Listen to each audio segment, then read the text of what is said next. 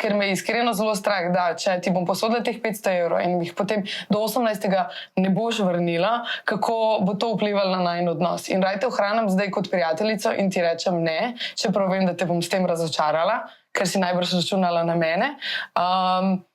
Ampak upam, da boš vsem razumela, da je bil meni najin odnos bolj pomemben kot pa 500 evrov. Okay, kaj ne pa zdaj jaz naredim? Kaj, brez alka Kaj so pa še druge tvoje opcije?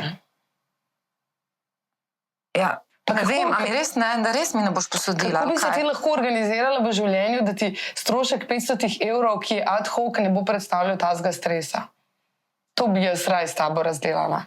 Vse boš že preživela, ne? Boš pa kolo uporabljala ali pa nekaj drugega. Ne? Ti si tako sposobna ženska, da sploh ne morem verjeti, da si v taki situaciji. Jaz sam ne razumem, zakaj mi nočeš 500 evrov posoditi.